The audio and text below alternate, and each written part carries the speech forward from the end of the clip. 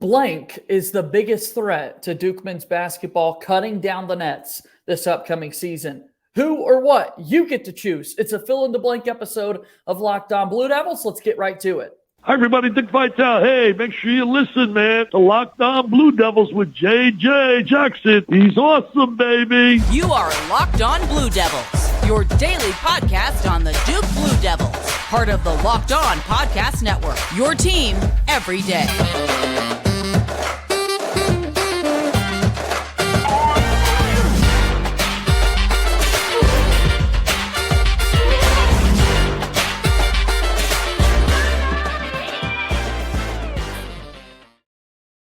Hello, everybody, and welcome into another episode of the Locked On Blue Devils podcast. My name is JJ Jackson. It's so great to have you here with us on this Thursday, June 1st, 2023. Hope that everyone is doing well here on the first day of June. Super excited to give you the latest news and happenings around Duke athletics. That's what this podcast is for, and we appreciate your support on whatever podcast platform you choose or by watching us on YouTube each and every day. Make sure you like this video, hit that subscribe button on YouTube as well. Your support means the absolute world. Today, I've got a fill-in-the-blank episode prepared for everyone, alongside my good friend Kevin Connelly, the site expert for Ball Durham.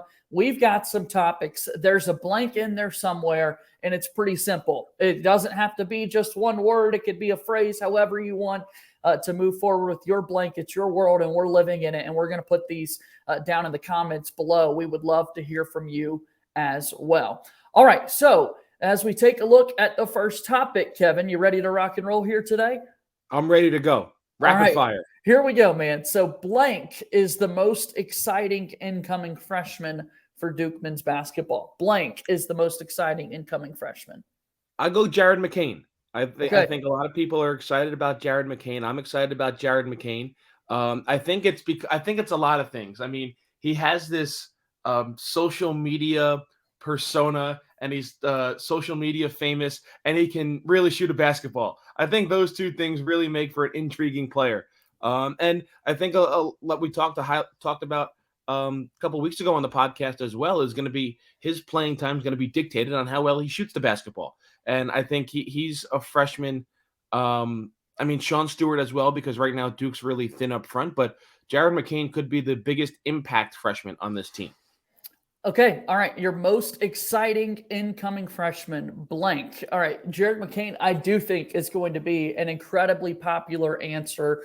For whatever reason, in recent years, I'm always going for the guy that's kind of the least heralded of the group, wanting them to be incredibly exciting, which makes me want to lean towards TJ Power, because I do think he's going to be a really vital piece for what Duke wants to accomplish this upcoming season. You know, Kevin, I still have all the stock in the world in Jaden Shoot and really want that guy to be a playmaker for the Blue Devils. But I'm going to agree with you on this one. Jared McCain is way too good of an outside shooter. He's way too good of a scorer. I think he's going to be able to, share some of the ball handling duties when needed out of that backcourt spot for this Duke basketball team. And he's a guy that I really do think is going to play significant minutes right out of the gates.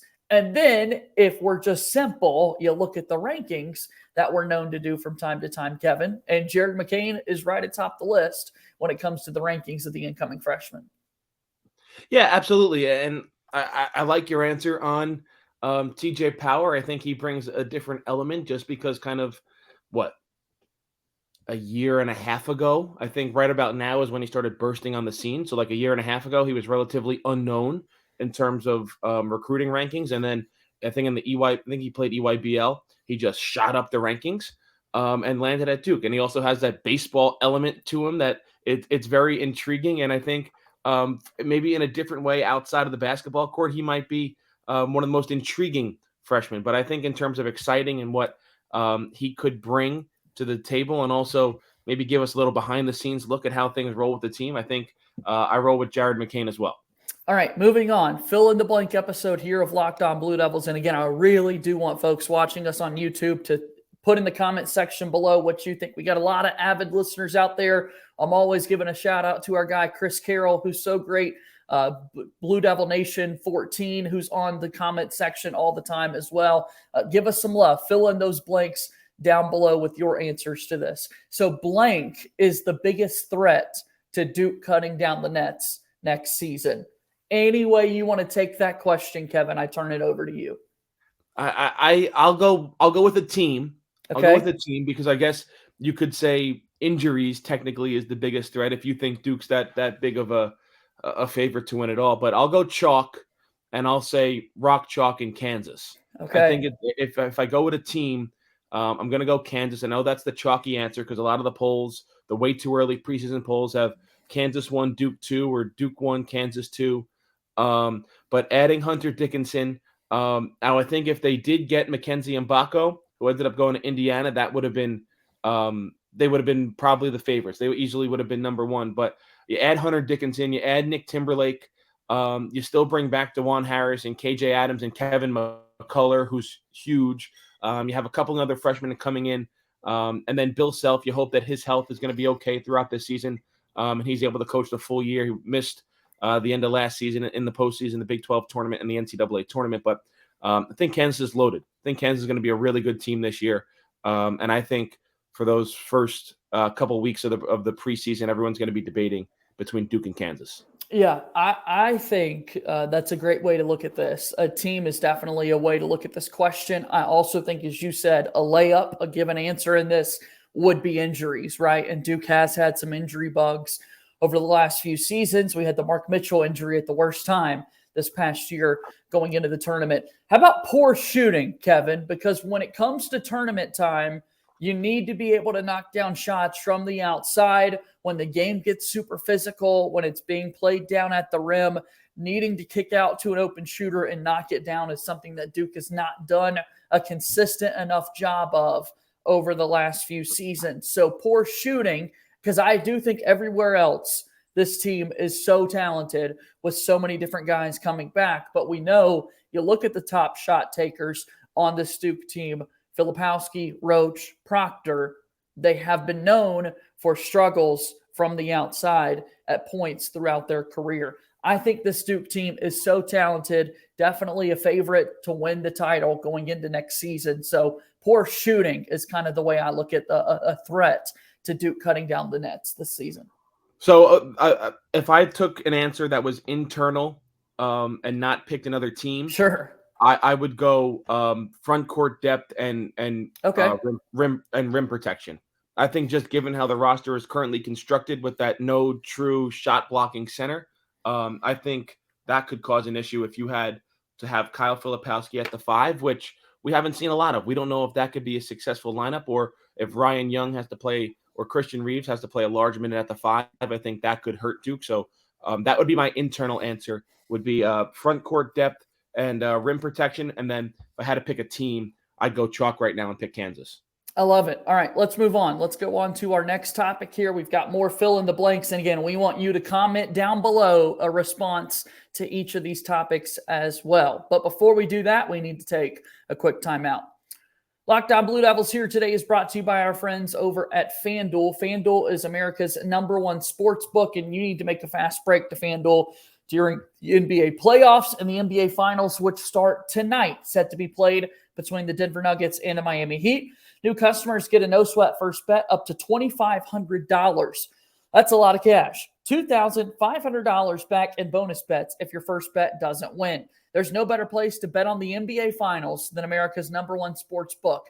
3-point shots drained, rebounds, assists, all these player props for Nikola Jokic, Jimmy Butler, and the stars of the series can be found right now at FanDuel. FanDuel.com/lockedon and get a no-sweat first bet up to $2,500. That's FanDuel.com/lockedon, as FanDuel is an official sports betting partner of the NBA. Moving forward here on today's episode of Locked On Blue Devils, JJ Jackson alongside my pal Kevin Connelly, the site expert for Ball Durham. Kevin, let me ask you this. What can we find at your website these days? Well, we got a lot of coverage starting to get into now that college offseason, but in terms of Duke basketball, nothing ever stops in terms of recruiting and everything. But we got all the Duke athletic coverage that you could possibly want. Unfortunate loss for the men's lacrosse team in the national championship game to Notre Dame. Softball and baseball still kicking in the NCAA tournaments.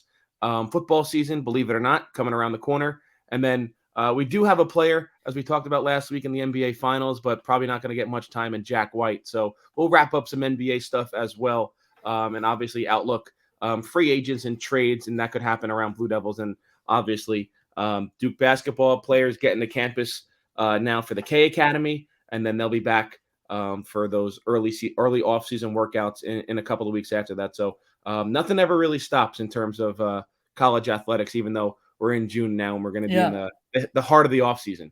June 1st is here. It's here, and we've got Duke basketball to talk about. So let's get back to it. We're filling in the blanks here on this Thursday edition of Locked On Blue Devils. Duke's recruiting under Jon Scheyer has been blank. And I'll go first this time, Kevin.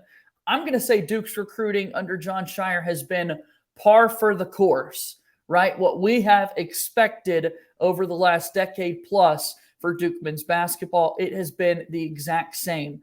There's talk all the time recently about, changing the type of player that Duke is recruiting to come and play for the program, shying away from that premier one-and-done talent. But you still look at what he's been able to do in these first two classes and take a look. It's been a top one, top two class each and every season, which is what we've expected since 2010. So I think I'm pretty proud of that one. Par for the course is kind of what I'm thinking for Jon Scheyer's recruiting. What about you?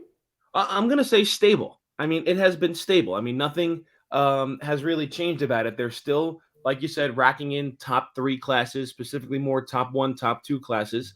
Everything's been really fine at the high school level. Now, I think this 2024 class could say a lot, determining which way they go with two guys already under their belt.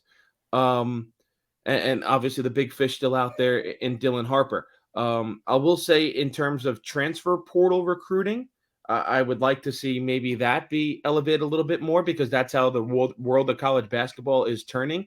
It's turning more towards going after the transfer guys instead of the high school guys. But yeah, Duke's still going to be involved in those top tier targets, those top tier high school recruits. And for the most part, under a couple of years now with Jon Scheyer at the helm of the program, it's been stable. So let's move forward then. Duke's recruiting under Jon Scheyer has been blank, is what we just discussed right there. Next one, the 2023-24 Duke non-conference game that I'm looking forward to most is blank. This is tough. This is tough because you still get details coming out, but yep. I'm gonna go with what we know. Yeah. Yeah, I'm still gonna go with I'll go with a little bit of intrigue that made this game maybe a little bit hotter a couple of days ago. I'm gonna go Arizona. I'm gonna go Arizona in Cameron, second game of the year, and Caleb Love's return to Cameron Indoor now as a member of the Arizona Wildcats. I think that could be a game with it was already going to be a game with a lot of juice. I'm not sure what Arizona is going to fall in probably the preseason rankings, but you figure there'll be a top 25, top 20 team. So it'd be a ranked matchup, second game of the season in Cameron, and now throw Caleb Love in the mix, and all of a sudden it becomes a little bit more interesting. Yeah, you've got Michigan State on the schedule for the Champions Classic. Arizona is the non-conference game that we know of, with them returning to Cameron Indoor Stadium. We've got a Baylor game as well at Madison Square Garden. Duke will play in some event come Feast Week, and unsure of what those opponent matchups could look like. Again, still a little early in the game when that takes place. And then also the ACC-SEC Challenge. And while that has not been announced just yet, if ESPN is smart and they're marketing for this event, you're going to pair Duke and Kentucky together for the first event. The only question is whether or not Duke goes to Rupp or the Wildcats come to Cameron Indoor. So all of that out there, we're putting that information out there, and yet I still end up with the same answer that you do, Kevin, because I'm so excited to start having these non-conference home and home games. Arizona has been a premier program in the sport the last 25 years or so, and really excited just to see them come and play at Cameron, for Duke to make the return trip the following season. And now the Caleb Love dynamic that we've learned of in the last 48 hours with him transferring to Arizona, having played in a number of games already in his career at Cameron Indoor Stadium. How can you not be excited about that matchup? So I'm right there with you, man. I think it's got to be Arizona. Yeah, my answer would be Kentucky, but that's not finalized yet. But so with the games that are finalized, it's Arizona. But again, like we talked about this, I mean, in all likelihood, it's going to be Duke and Kentucky in the inaugural ACC-SEC Challenge. The question is, where are they playing? So the that game is going to be awesome because we're just not used to seeing it played anywhere other than a neutral site game. Exactly. That right? would be my reasoning for it. Yeah.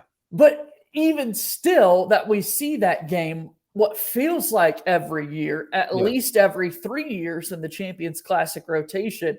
Kevin, I think I'd keep the Arizona answer just because we're not used to seeing a team like Baylor. Even I'm so thrilled we've got that game with Baylor. We mentioned a few weeks ago that Elite Eight game that Duke had against the Bears back in 2010. Just super thrilled with what's taken place there recently. Yeah, it's fun when teams who don't play each other a lot play each other. And the only reason I would flip to the Kentucky game is because we don't see them play in a home venue. We see them play in the Garden or in the United Center or in whatever the Indiana Pacers arena is called. I was still going to call it Bankers Life Fieldhouse. I don't know if that's the name of it anymore. Still what I want to call it, yeah. Because these arenas change all the time. Change names every 2 minutes. But yeah, I think right now it's Arizona. But if that game gets finalized, I would switch to the Kentucky game just because it would be either in Cameron or in Rupp. All right, let's move forward. Fill in the blank here on Locked On Blue Devils today, our final two when we return. Thanks so much for making Locked On Blue Devils a part of your daily life. I want to give a special shout out to our everydayers, those people that listen or watch the show each and every day. Label yourselves as an everydayer. I want to give you some love in the comment section down below, giving you special shout outs on the show all the time. Let me know if you're an everydayer and you make Locked On Blue Devils a part of your active routine, whether that be on the podcast platform or simply by watching us here on YouTube. Like that video if you're watching us as well. Also, make sure you check out Locked On College Basketball. I talk about it all the time because it's incredible. It's Isaac Shade and Andy Patton, and they do a remarkable job telling you everything going on across the world of college hoops. They're talking a lot about some of these topics that we're having today because Duke is that important of a brand and a program in the world of college basketball. Also, make sure you check out Locked On ACC. Our host, Candace Cooper, she does a great job keeping you up to speed on all of the latest news and headlines and happenings across the conference. So really do appreciate your support here of the program. Check out those other shows as well. Moving forward here on today's episode of Locked On Blue Devils, JJ Jackson alongside Kevin Connelly, the site expert for Ball Durham. Final two that we've got to discuss here today, Kevin. Moving forward here on this fill in the blank, Kyle Filipowski is a top blank player in the country next year. He's returning for his sophomore season. He's a top blank player in the country. I think I'm going to go conservative here and say top 5. Now, I don't know if you think that's conservative. I don't know if the rest of the listeners think that's conservative. We need a pulse check on this, man. Yeah. I'm going to go top 5 player in the country next year. I would go a little more conservative than you, Kevin, and I would say top 10.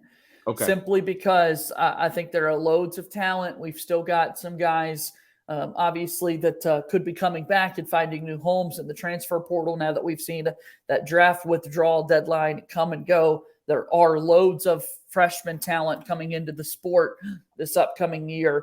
And while there's not necessarily a runaway slam dunk player or prospect coming into the class like we saw with Victor Wembanyama this past year. I know he didn't play in college, but you get the gist there. I think it's safe to say Kyle Filipowski is a top 10 player, being the ACC Rookie of the Year. The ACC, a historical great basketball conference, hasn't had a Freshman of the Year return for a sophomore season since 2013, and now we're seeing that in Kyle Filipowski. I think he's going to be an All-American once again this season. So, yeah, I want to say top 10, but I don't think you're crazy to say top 5. Yeah, I'm going top 5 just because it's going to be that sophomore. I think he'll be in the conversation for National Player of the Year pretty much the entire season, barring injury. I think if he has the season we're all anticipating, he'll be a first-team All-American. So that's why I'm going top 5, because I think he'll be in that first-team All-American category. Absolutely. Super excited to see what year 2 of Kyle Filipowski looks like. All right, last one today. Blank is the player you hated to lose most from last year's team. Blank is the player you hated to lose most from last year's team was blank. I think this is an easy option, and we talked about it already in this episode. it's because of the lack of rim protection right now in the front court depth. It has to be Derek Lively. They can put Derek Lively on this team. They're by far the preseason #1 team in the country. Now, that doesn't win you any awards or hang you any banners, but if you put Derek Lively on this team, just with what he could do defensively and his versatility and his shot blocking abilities, I think this team is the odds-on favorite to win the national championship. Yeah. Look, I feel like we've had some slam dunk questions here today, but some that have had more of a wide range. I think the answer has to be Derek Lively II, like you said, because of that rim protecting ability. Dude was so good in the back half of last season. I think he's going to surprise a lot of people with how high he gets drafted in the upcoming NBA draft, because I think teams are going to be super thrilled about the defensive difference maker that he can be on a team this upcoming season. And oh my God, we're talking about Duke. What's the biggest threat to Duke cutting down the nets next season? Imagine if Lively was a part of the team coming back this year, Kevin. I mean, that answer would definitely change if we were talking about national title expectations if Lively was still in the fold. Yeah, and also, like, I guess it's a good thing. Like, it's a tough question because you didn't lose much. Like, Amen. you return what, 5 of your guys who played the top minutes and the 4 starters plus Ryan Young. I mean, the really only 3 big guys that left were Lively, Dariq Whitehead, and Jacob Grandison. And I don't think in terms of Grandison, like, no one's that upset that he's gone. And Dariq Whitehead, you'd love to have him back, but you have wings who can score, and he had the injury issues. But yeah, if you put Derek Lively on this roster, you're ready to lace him up and go play ball right now. All right. I can't wait to see what next year's team is able to accomplish with all the expectations that we've put on them. And Kevin, I don't know about you, but I had a whole lot of fun kind of looking at some of these fill-in-the-blank topics. Good news for everyone. We're going to have another show coming your way tomorrow doing the exact same thing with our pal Jason Evans from Duke Basketball Roundup. But Kevin, the time is always greatly appreciated, man. And if you will, give me one more plug for balldurham.com and just a word on how much you enjoyed today's show. Well, this was a blast. Always love doing these fill in the blanks with you. You can follow us on Twitter at @ball_Durham, and you can read us every day at balldurham.com. Really appreciate the support. Awesome. Kevin, thanks for the time. We'll do it again soon, okay? Thanks, JJ. All right. That's Kevin Connelly, the site expert from Ball Durham, joining us here on today's episode of Locked On Blue Devils. That's going to do it for today's show. As always, go Duke. I'll talk to you tomorrow. Thank you and good day.